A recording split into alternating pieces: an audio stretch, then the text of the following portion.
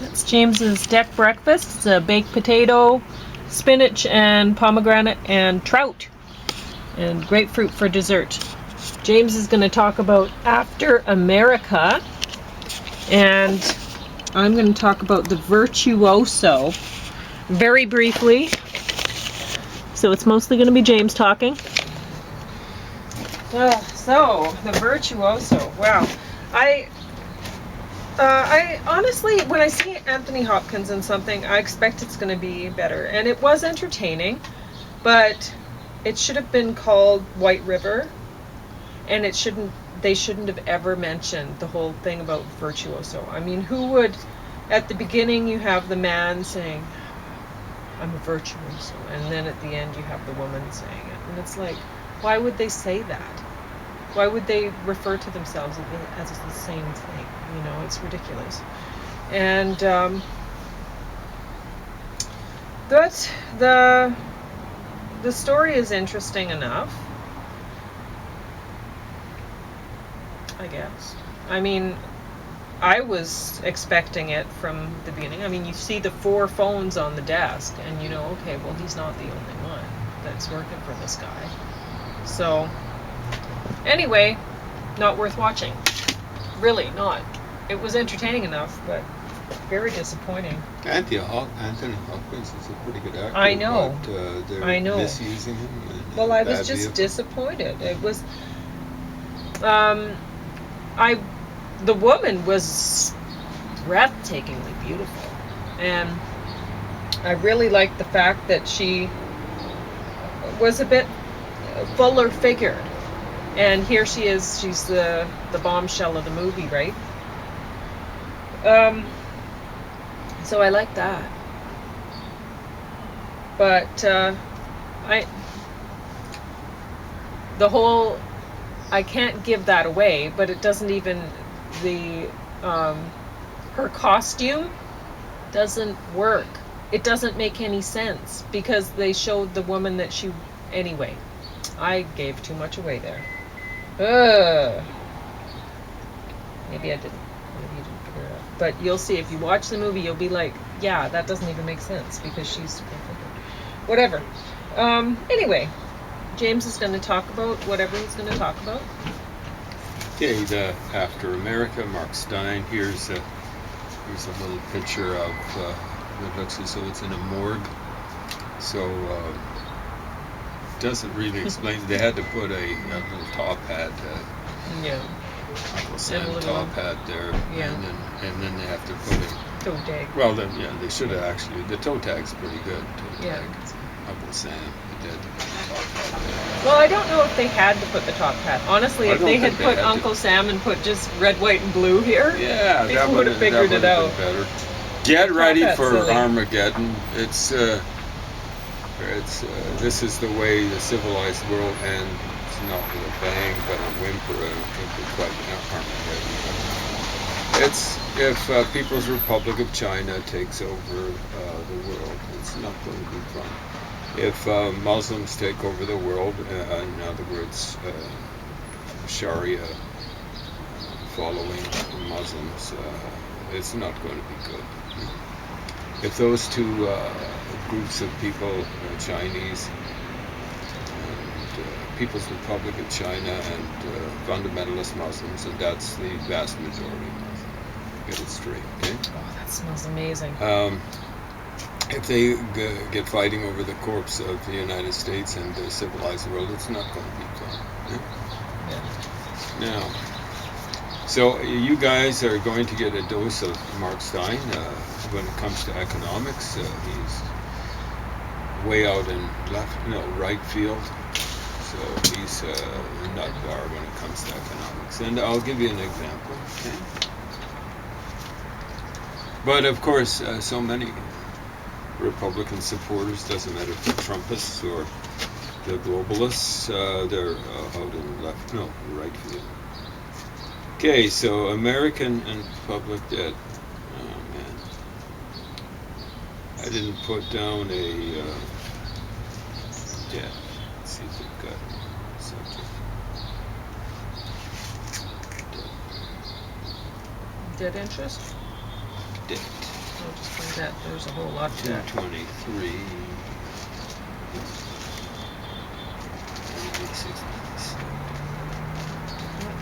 Sorry, folks. Sometimes I'm kind of a little bit drowsy when I'm taking the notes.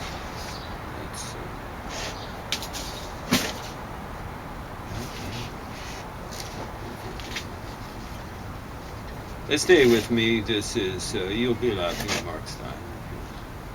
A lefty will confirm you in your prejudices and stuff like that. 346.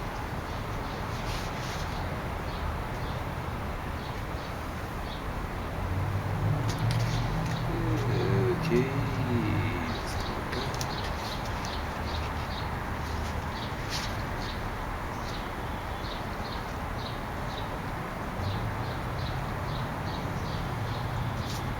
Okay, I'll kind of, I've got the notes. American debt, public and private. So he's saying, oh, it's lefties are so responsible for public debt in the United States. Eh?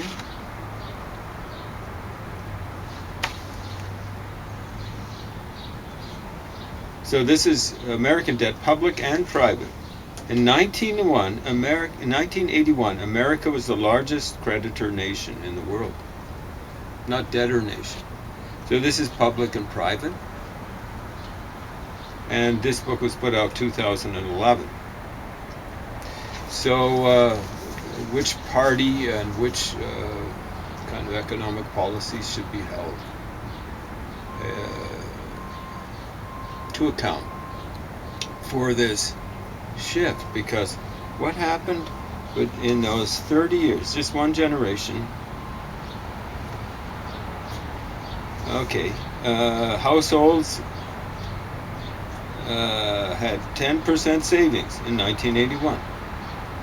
2007, and this is before the fallout, thanks to George W. Bush and the Republicans, 130% debt of annual income.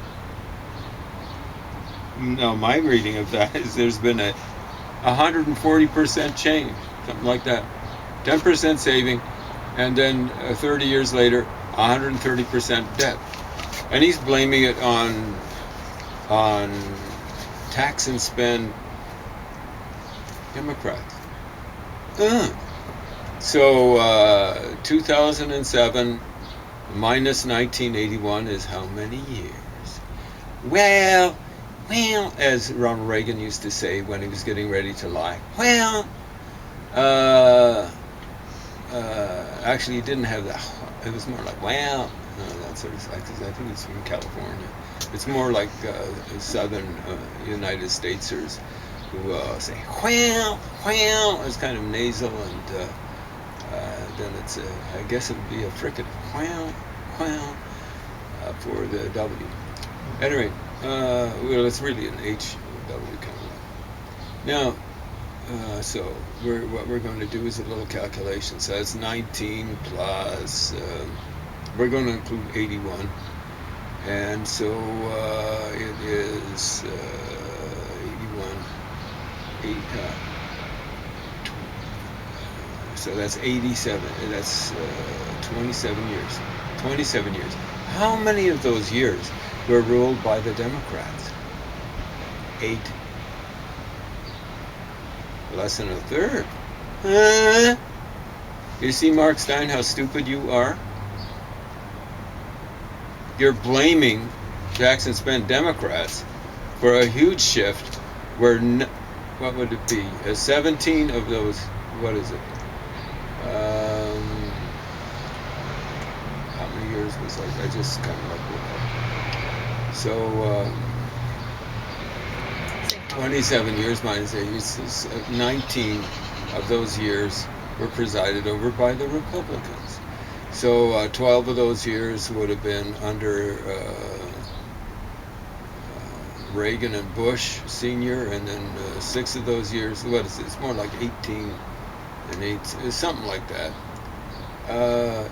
It's more than twice as much. the Republicans. And it was like Reagan spending a huge amount of money on the debt. No, on the military. That was actually a good thing. That he spent that much money, but he was cutting taxes on the rich. See, the rich weren't paying their way in the United States. And that's when the United States really started to fall into debt. See how that works out? It was good that he spent that much money on the military, but he did it on the backs of the poor. So people would be going around, Ronald Reagan won the Cold War. No, the poor. The working poor in the United States, and it includes the middle class. They were the ones, of the Americans at least, who won the Cold War. It was done on the backs of the poor, the working poor and working middle class. See how that works out. But Mark Steyn's an idiot when it comes. I mean, he quotes these figures and he's hoping that you don't know who was in power for this huge shift in debt, America going from a creditor nation to a debtor nation. You know how stupid he is? It's like I love documentaries that work against themselves. So many right-wing or left-wing documentaries work against themselves. I love them, Get in. For example, there was one that was supposed to get our sympathy for illegal immigrants, and I use that term designedly, illegal immigrants. And we're supposed to feel huge sympathy. They didn't do the usual left-wing thing and show some family illegally moving children into a dangerous situation. That's a horrible crime, to be moving children through cold climes, a la what happened in the Manitoba recently, or moving them through desert, as happens again and again and again. I don't think you'd call it semi-arid. Parts of the border that Mexico has with the United States, New Mexico and Arizona, it's arid. It's probably pretty desert-like in California, Southern California, and there'd be areas of Texas that would be close to desert. That's a horrible crime. Borderline crime against humanity, against your own kids, to be moving people through there. But this one documentary showed people who'd hopped a train, and most of them, I think, were coming from Guatemala and were coming through Mexico, and the Mexicans weren't doing it looked like much of anything about it. And there, what was it? Something empanada. That's what it was called. Something, I can't remember. Yeah. At any rate, every person we saw was a guy. And all but very few were men. Under 30, I'd say under 25. 15 to 25, that's the most violent segment of pretty well any society, males between 15 to 25. One of the smarter ones, somewhere or another, they would stop someplace where there was a map, and he was saying, I'm going to Canada. My plan is to go from there into the United States. I think he was on crutches.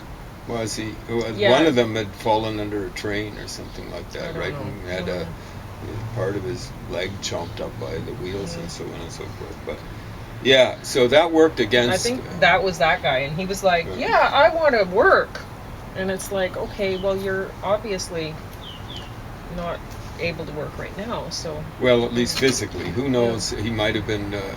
He actually kind of. I knew which way was up on a map and stuff like that. Up was Canada, all that sort of stuff. So he might have been okay, maybe even good at something like IT or so on and so forth. But it was stunning. Like it was, okay, we cannot let folks like that in without checking them up. And of course, like that's above and beyond population increase. Canada's overpopulated, so is the United States. We can't keep on going making houses for folks. Yeah, well, we were talking about it There's yesterday. A housing crisis. Exactly. And then they keep raising up interest rates. And, of course, there's going to be more, like, homes are going to be less within reach of people if they raise the interest rates. So yeah, you've got all sorts of nifty, shifty, hefty lefties. You know who you are. Yeah. Who are going around saying we got to do something about the homeless crisis, and yet they're saying let everyone in. Don't even check them at the border. Canada should have a population of 100 million people. It's already was overpopulated at 20 million. Now it's 40 million, or pretty close to that right now. You know, like, are they going to, pull open their pockets and say, hey, you know, like, here we go, here's some money for it? I'm pro-immigration, and I'm taking in refugees for sure. You just have to make sure that they're going to fit into the population that they're immigrating into. And with refugees, you just have to let them in anyway. And so what do? Right? You can't let them in to mix in with the population because you can't vet them. You got to get them out of the dangerous situation right away into someplace safe. So you can't just let them mix in with your population because you don't know if they're dangerous people. You've gotten them out of a dangerous situation, but they might be very dangerous people themselves.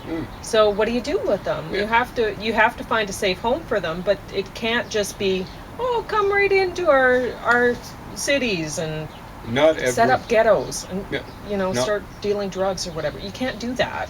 Not every refugee is a nice person. It could be in some situations almost every refugee. You have to get them into a camp of some kind, and you don't want to call it a camp because that has a bad connotation now.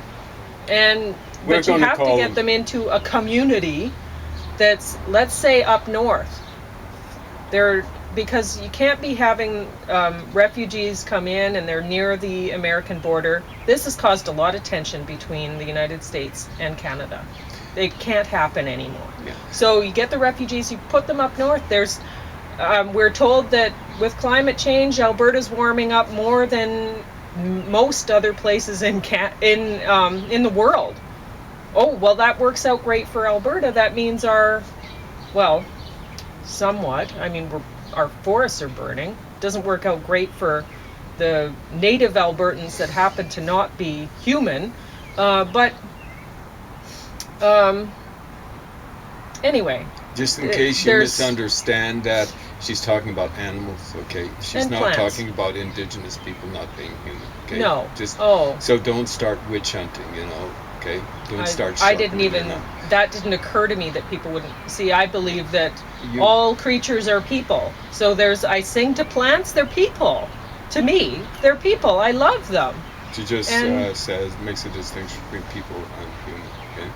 Persons. So human. Don't start sharpening up your knives to do your witch. And sometimes, I'm an amiable person, so amiable people want to try to fit into whatever other people are saying and doing. We don't want to make waves. We just want to get along. So I might use people and be thinking human, and so referring to humans just to kind of use common language, whatever. But to me, there's a distinction. Human is a kind of animal. We are human, a kind of animal, and all animals are people. So anyway, but what I was saying was there should be communities set up north in northern Alberta. We're going to need to start building, if there's going to be people coming in, there needs to be places for them. And we can't keep taking over our agriculture land, our only agriculture land, not just prime agriculture land, to park people on, to park new houses. That's insane. Vancouver. We already had a problem with it before we started bringing a bunch of people in. The lower mainland in BC, communities up north. 68, 69, 70, when we were picking berries, my family and I, down there in the lower mainland, was way too overpopulated. Well, that was more than 40 years ago. When we visited Frontera Infinita. That's what it was called. Yeah, there we go. Yeah, there. Infinite Frontier. And 72, we visited Southern Ontario. It was overpopulated then. That's more than 40 years ago. It's staggering. So if folks want to come into Canada, let them go to where the classic Canadian climate is. Let's see how much they love it. So I'm not going to call them camps. They're not labor camps. No. They're not death camps. They're not slave camps.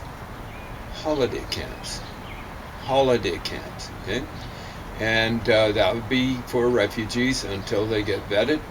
And it should be understood that Canada really can't take any more people. It only should be replacement. So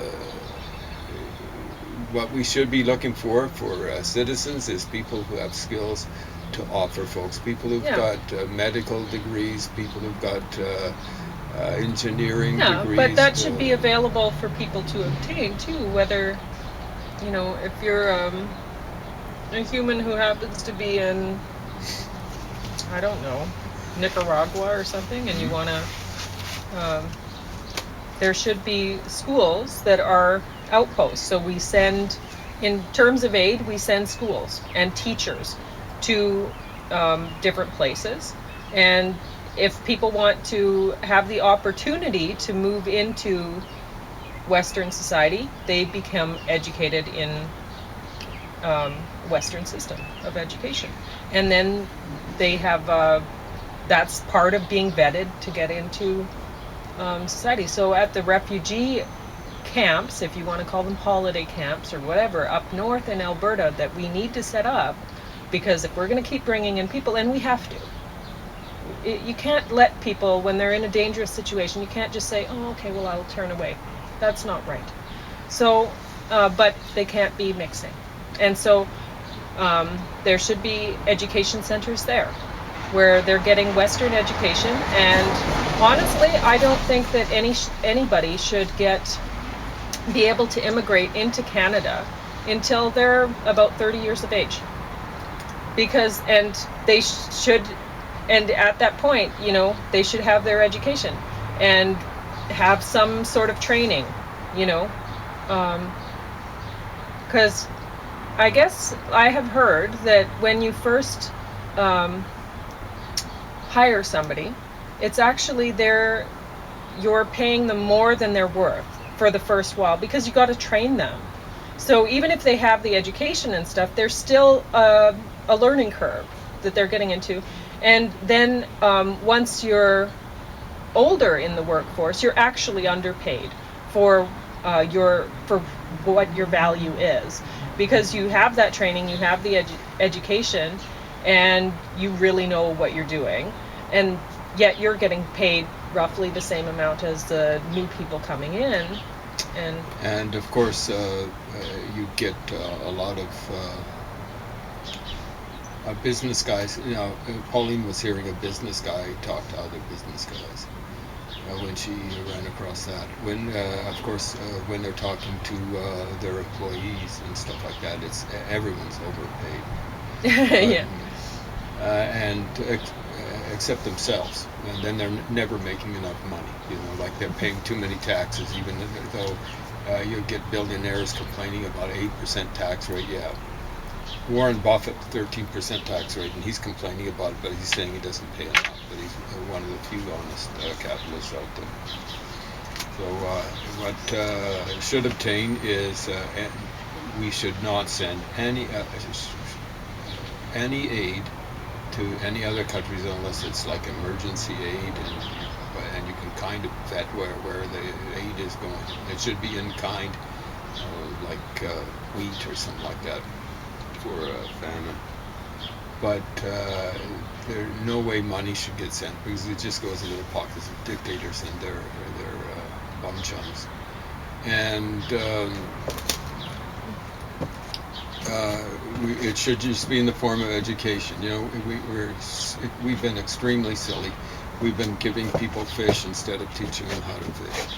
So I call these holiday camps that should be set up for refugees. It should be, if you want to get into Canada as a citizen, get on the citizen stream, you've got to learn English and French. English or French to the point where you can actually get by in it, And if you learn English and you learn French well enough so that you can read it, or vice versa, and you should actually learn a native language, an indigenous language here in Canada, at least one, and so that you can kind of read it. Oh, is that too much? I worked I worked Joe and Jane jobs all my working career. And how many languages have I taken at university? 25. Now, at best, I've just got reading knowledge, but like folks who just got to, tighten up their belts, and instead of spending time on their smartphones, I see all sorts of folks who are from away, walking around with their smartphones. They got their smartphones. I've never had a smartphone. So far as I know, Pauline's never had one. Now, so they should have to be, when they're in the refugee camps, they are going to school 5 hours a day, 8 hours a day, whatever it is, and no more than 8 hours a day, to make themselves useful. If they're not getting the marks, then they're slated for being sent back to where they came from. What we'll have to do with folks who are, commit crimes and stuff like that in these labor camps, or there's holiday camps, I should say, schooling camps, then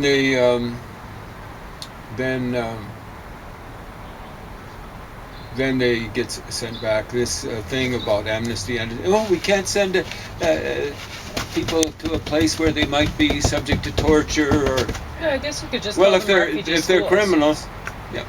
Like that. If they're criminals, they get sent back to wherever they came from.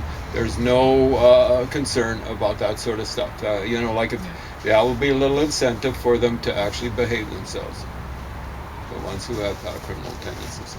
So we're Mark Steyn. He's shown his true colors here, but Michelle Obama paper. That's fascinating.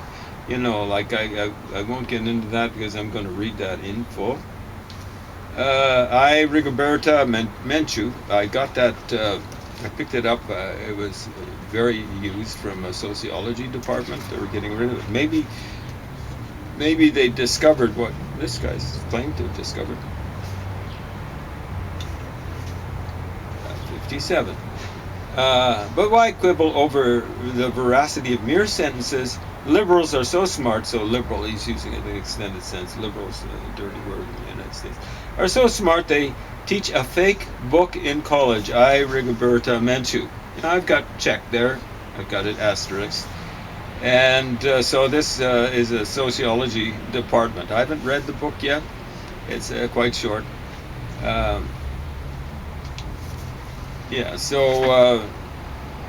That's being taught at college or university in Canadian terms.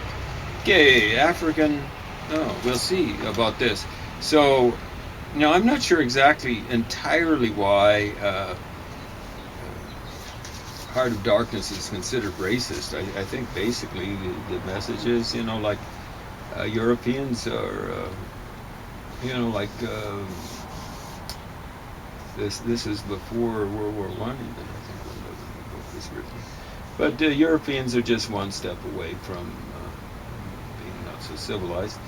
And, one of the points is England was at one point, the Thames River, was somewhat like the Congo River.